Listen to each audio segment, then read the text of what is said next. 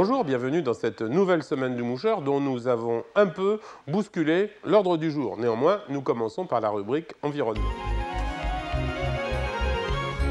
Dans l'environnement du pêcheur, cette semaine, j'aimerais vous expliquer pourquoi on trouve des grosses truites en lac d'altitude, en lac de montagne, des cristivomères et d'autres saumons de fontaine qui deviennent à des tailles impressionnantes de plusieurs kilos. Et pourquoi des truites dans des ruisseaux qui sont juste en dessous du barrage, souvent c'est des lacs de barrage, sont toujours minuscules avec des très grosses têtes. Il est vrai que nous avons déjà parlé de la température d'eau et nous avons déjà vu que l'eau de 4 degrés est le plus lourd. Donc on prend 1 cm3 de l'eau, à 0 degré le glaçon dans le Ricard, si vous avez déjà fait le coup, vous savez bien, il flotte. Et quand vous baignez en été dans un lac, l'eau en surface est plus chaude que celle qui est en bas. Donc ça fait un contresens. Donc l'explication est donnée.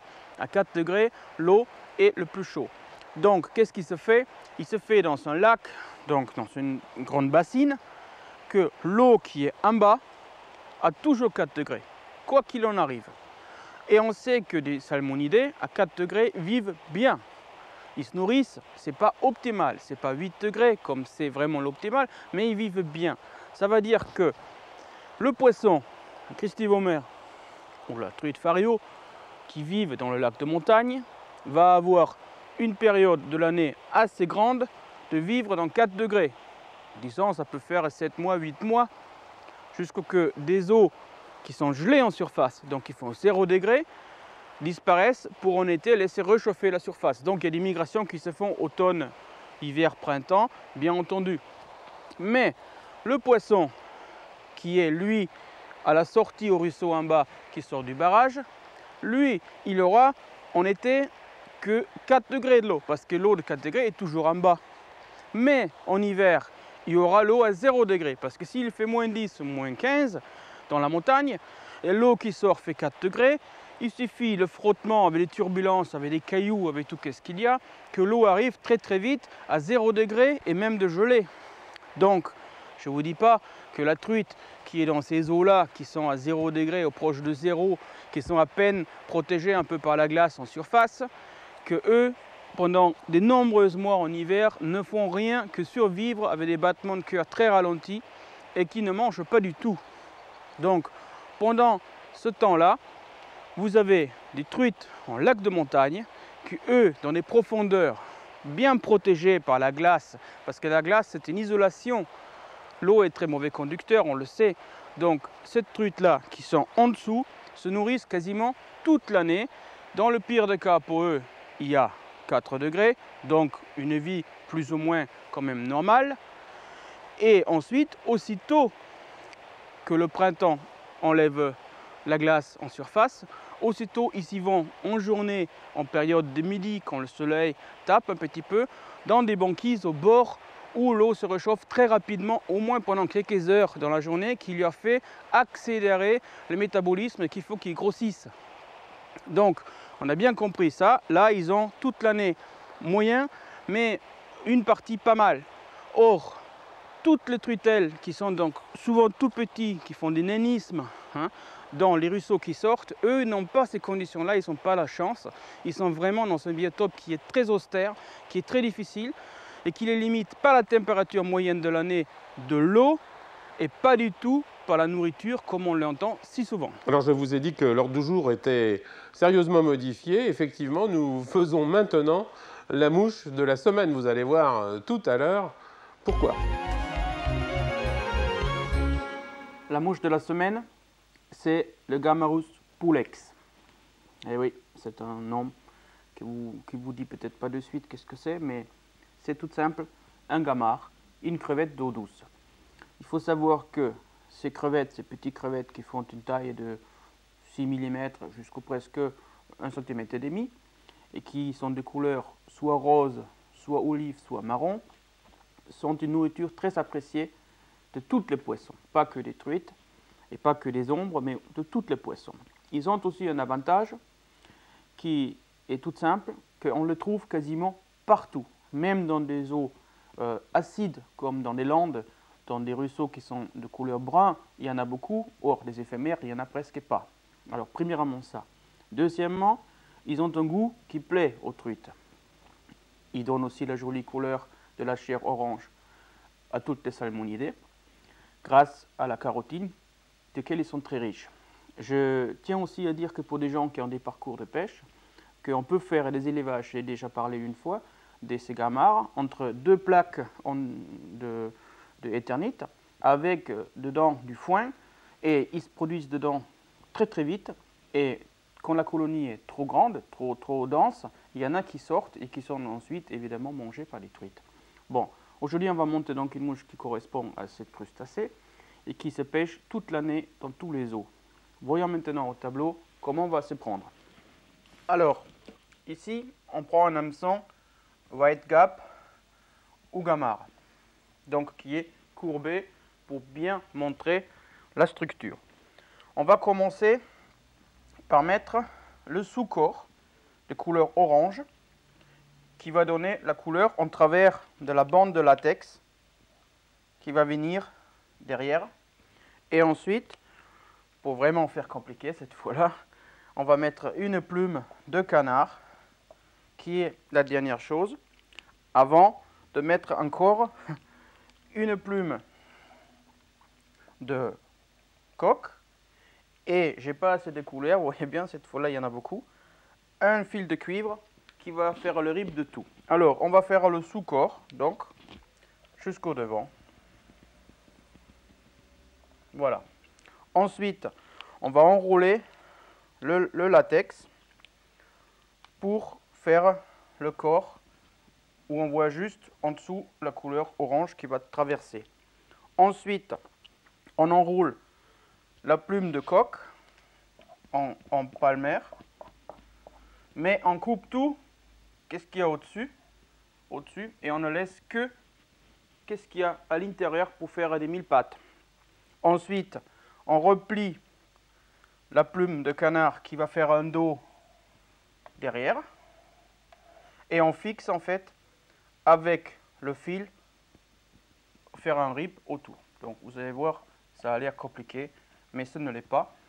Et le résultat est vraiment très joli. Ça demande un peu d'adresse, mais voyons déjà d'abord qu'est-ce qu'il nous faut comme matériel et matériaux pour le faire. Comme toujours, un étau, bien entendu. Ensuite, porte-bobine, enfileur, deux ciseaux pour les travaux fins, plus gros, une pince à hacle et bien entendu un peu de vernis avec une aiguille à dubbing.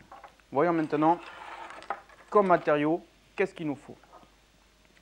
Les hameçons, donc je vous ai dit des White Gap ou des courbés quelconques.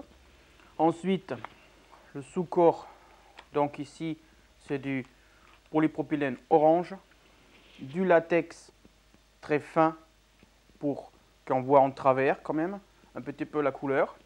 Ensuite, une plume grise pour les pattes, du rib qui est ici du tinsel cuivre et une petite plume de canard pour faire le carapace au-dessus. Mettons-nous maintenant à l'étau pour la faire. On accroche le fil de montage et là on va tout à fait en bas dans la courbure pour bien utiliser cet hameçon de taille de 12 là que j'ai mis, mais ça peut être aussi du 14. Alors on commence par le sous-corps qu'on met tout le long pour pas faire une saucisse à bout. Donc on voit bien, on revient en arrière. Première opération. Deuxième opération, du latex, couper une bande assez fine, à peu près 2 mm, peut-être 2,5, 3. Bon, surtout le bout, il est pointu comme toujours, on a appris, pour pas faire une boule au bout. Donc, hop, deuxième opération. Voilà. Ensuite, le hacle qui va faire les pattes. Donc, un hacle gris de grosse taille. On enlève des barbes. Et on fixe aussi ça. Bien fixer tout. Voilà. Il nous reste à mettre de tinsel qui va faire le rib. Donc ici c'est un fil de cuivre assez fin qui va être aussi mise sur toute la longueur. Bien fixé. Voilà. Et il reste la dernière chose, qui est une plume de canard, qu'on prend, qu'on renverse en arrière, et qu'on met en bas. On coupe la pointe en fait, et on le fixe en dessous. Voilà. Là, tout est mis en place. Et maintenant, on va pouvoir commencer à enrouler. Hop, jusqu'au devant. Voilà, comme c'est en pente et il n'y a pas d'œillet, on a fait un demi-clé. Alors, on commence. Il ne faut pas se mélanger les pinces maintenant. Donc, on fait le sous-corps avec l'antron orange.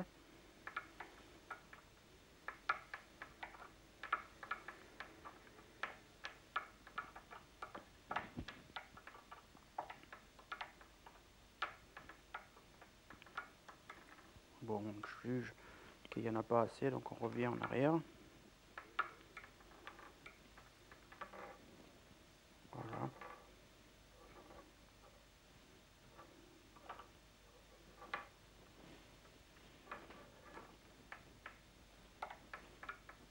Et on revient devant, et ça sera bon.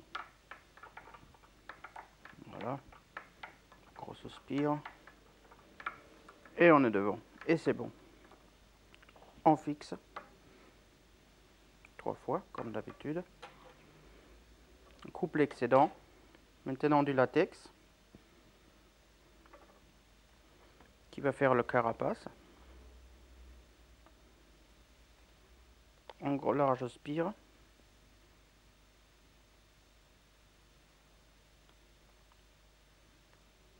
On y arrive devant. Et hop. Hop là, l'hameçon est parti. Hop. On coupe l'excédent. Ensuite, les pattes. En large spire aussi.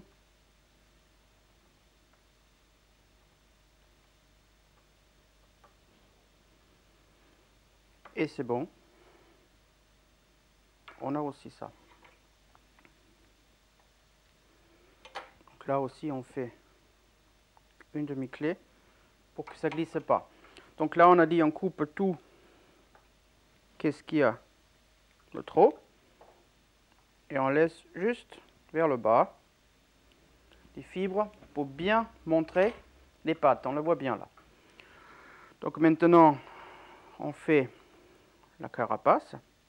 Donc c'est la plume qui vient dessus, qu'on fixe devant, comme on fait d'habitude avec des boîtes à ailes. Et on laisse un peu pour faire une petite tête devant. Voilà.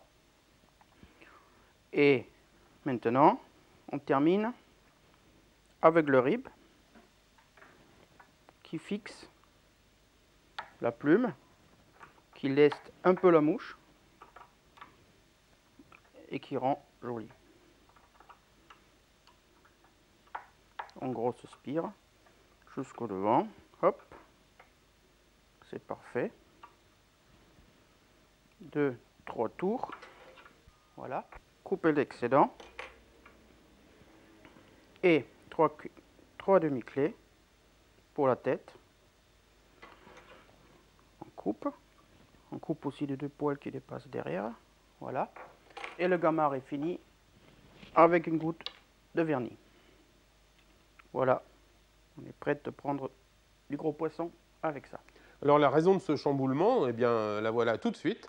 Il s'agit de la rubrique technique de pêche qui est un peu particulière, car c'est un gros dossier sur la pêche du saumon, la pêche à la mouche bien entendu, avec une canne à 2 mains en mouche noyée. Aujourd'hui, dans la technique de pêche, nous avons vraiment voulu vous montrer quelque chose d'exceptionnel, quelque chose que vous n'avez pas vu encore dans nos émissions. Il s'agit tout simplement de la pêche au saumon. Nous sommes ici au Gave d'Oloron, dans les Pyrénées-Atlantiques, qui est vraiment une des plus belles rivières du monde. J'en ai visité pas mal, je peux vous le confirmer, à saumon. Alors, pour la pêche au saumon, il faut un matériel spécifique, tout au moins qu'est-ce qui concerne la pêche en noyer. Alors, vous voyez que j'ai une canne, bien entendu, donc une canne à 2 mains, qui en tient à 2 mains. Nous allons voir tout à l'heure comment on lance avec. Ces cannes sont souvent en 3 brins, parfois en 4, et ils sont d'une longueur à peu près de 12, 13, 14, 15, voire 16 pieds. Le standard pour le Gave d'Oloron préconisé par les vieilles mains est 15 pieds. Moi je pêche un peu plus court, 13 pieds. Donc ça fait à peu près 3,90 m. Bon, ces cannes supportent des soies de 9, de 10, de 11, de 12. Je vous ai déjà expliqué que la taille de la soie ne correspond pas à la taille du poisson, mais au poids de la mouche que vous lancez. De plus votre mouche est grosse et lourde, de plus votre soie doit être lourde pour maîtriser le vol. Si vous pêchez avec des petites mouches, vous pouvez pêcher le saumon avec une 2 mains, même avec une soie de 8, ce n'est pas un problème. Ici, moi personnellement, j'ai une 11, car surtout quand les eaux sont un peu fortes, on pêche quand même avec des hameçons de 1,0 ou de 2. Ensuite, il faut un moulinet à une grande contenance. Bon, ici, c'est un modèle qui est assez sophistiqué, qui a quand même 200 mètres de backing, dans le cas où on a vraiment un gros saumon de plus de 20 livres qui vraiment peut prendre bien plus de 100 mètres de fil. Alors, tout ça se termine par un bas de ligne qui n'est rien d'autre qu'un monofilament simple de 25, 30 ou 35 centièmes. Ça dépend de vous. Je ne pense pas que le saumon est très regardant sur le diamètre du fil. Et qui se termine par un snap fast, un mini émerion, qui est vraiment quelque chose de très important pour la pêche au saumon, car on peut changer la mouche à tout moment. Par exemple, quand on a un poisson qui bouge, parce que souvent on le voit venir sur la mouche quand même, et quand le poisson bouge, bon, et qui ne prend pas la mouche, ben, hop, clac, on enlève et on remet une autre. Et là, le tour est joué. Alors maintenant, voyons un peu qu'est-ce qu'on a comme choix de mouche pour pêcher le saumon en noyer.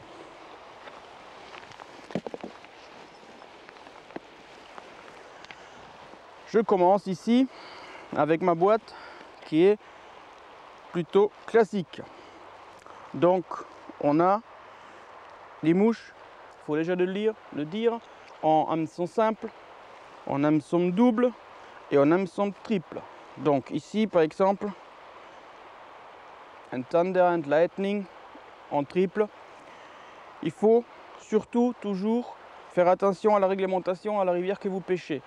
Il est bien entendu plus facile de piquer un saumon quand il prend un triple qu'avec un hameçon simple. Mais selon les pays, le Québec, la Russie par exemple, ça nous est arrivé. On a pris un voyage en Russie terrible sur la péninsule de Kola. On a fait tous des mouches de double parce que c'est ce qu'on préfère. Et en arrivant sur place, on avait le droit de pêcher qu'avec des simples. Donc vous voyez bien, c'est pas compliqué. C'est un peu compliqué justement. Et je vous conseille de se renseigner avant. Est-ce qu'on a droit au triple, au double ou uniquement au simple? Alors, des tailles varient du plus gros au plus petit.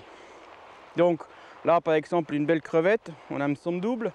Bon, c'est une taille, je pense, en hameçon de 4. Hein? Bon, c'est déjà assez gros. C'est pour des eaux fortes et des eaux froides. En été plutôt, quand on va pêcher, notamment au Québec, où on pêche souvent en mouche sèche, mais ça nous verrons à une autre fois, nous pêchons plutôt avec des petits hameçons, voilà, comme ici, du 8 par exemple. Voilà, ça c'est une petite crevette, imitation de crevette, qui est dans ma boîte la plus représentée. On voit tout ce qu'il y a rouge, tout ce qu'il y a olive ou bleu, ça est censé imiter des crevettes. Alors regardons un peu à l'autre côté. Donc cette boîte est double. Qu'est-ce qu'il y a? Ben écoutez, voyez-vous, c'est quand même mes mouches préférées qui sont des crevettes en couleur orange, avec du plastique, avec du poil ou avec la plume. Alors ici, j'ai une mouche que j'aime beaucoup, qui aussi est parfois autorisée, parfois interdite, qui est une mouche avec une petite palette derrière, qui bien entendu joue dans l'eau un peu le rôle d'une cuillère et qui, avec le courant, bat et donne des reflets qui peuvent agacer le saumon. Car il faut savoir que le saumon ne se nourrit pas dans l'eau douce, mais il prend la mouche car elle lui agace. Il ne supporte pas qu'il y ait quelque chose autour de lui. Il pourra prendre aussi bien un mégot de cigarette que votre mouche. Alors, en dehors de ces mouches qui sont, disons, des mouches classiques, je vous présente encore des mouches qui sont des tube flies, qui sont assez modernes et qui existent depuis peu d'années. Alors ça s'appelle des tube flies ou du Waddington. Donc il s'agit ici d'un tube qui peut être en plastique, en cuivre ou en aluminium, sur lequel est monté un corps et qui est creux. Alors on enfile le fil en travers le tube, on met un triple derrière et on pêche comme ça. Alors ça existe aussi tout monté, comme ici.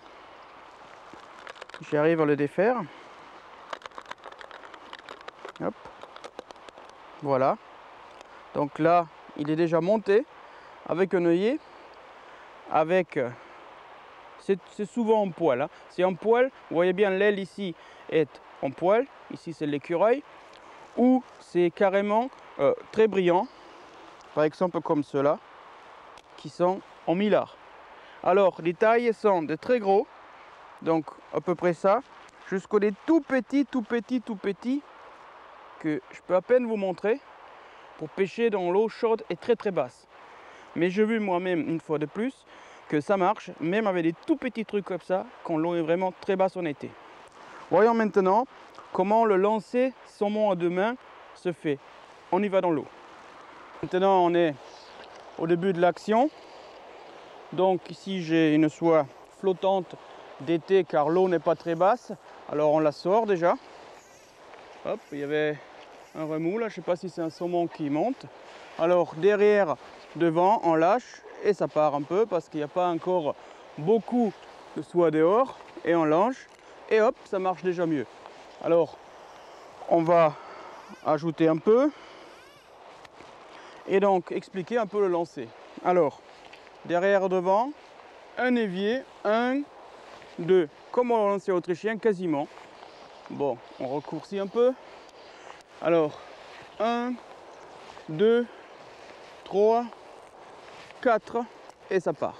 Alors ici, comme on sèche pas la mouche, hein, on n'a pas besoin de beaucoup de faux lancers. Si on fait un seul, c'est vachement bien. Le moins, c'est le mieux. Alors si on arrive avec un, tendre la soie et lancer, parfait.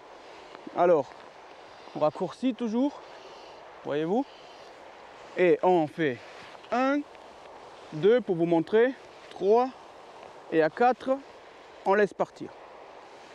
Et le tour est joué. Et on peut ajouter du fil, mais là je suis déjà, vous voyez bien le moulinet, quasiment à 25 mètres. Donc avec ces grandes cannes, ça va toute seule. 1, 2, regardez la jolie boucle, et on lance, et ça part. Hop, et c'est bon. Et pour pêcher, il faut immédiatement ramener du fil et le laisser par terre et tenir dans votre main. Maintenant, on va aller pêcher et je vais vous expliquer pourquoi et qui me l'a donné cette astuce. Maintenant, donc, les choses sérieuses commencent.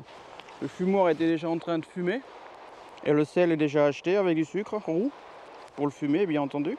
Donc, le snap fast que je vous ai expliqué qui sert tout simplement, clac, à enclencher la mouche.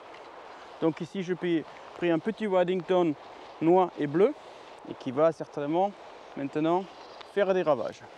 Alors attention avec ces mouches, chapeau et lunettes normalement obligatoire, surtout au début. Alors on pêche le saumon toujours 3/4 en aval comme en œillet. Alors on lance, hop, comme je vous ai dit, on raccourcit la bannière et on la laisse entre le doigt du milieu. Alors maintenant on tient la canne et la mouche, comme une mouche noyée, balaye le fond, juste au-dessus du fond, tout le long. Pourquoi on a ici la réserve de la soie et pourquoi ce fil tient ici, le doigt tient le fil? Tout simplement car quand vous avez une touche, il ne faut surtout pas, comme à la mouche noyée, ferrer. Si vous avez une touche, qui va m'arriver certainement sous peu, il faut lâcher le fil, il faut laisser partir et après on lève tout doucement la canne. Il faut que quand le saumon monte en haut, prend votre mouche, qu'il ait du temps de la prendre et de se retourner pour descendre. Si jamais vous le ferez quand vous sentez l'attaque, vous en loupez 9 sur 10.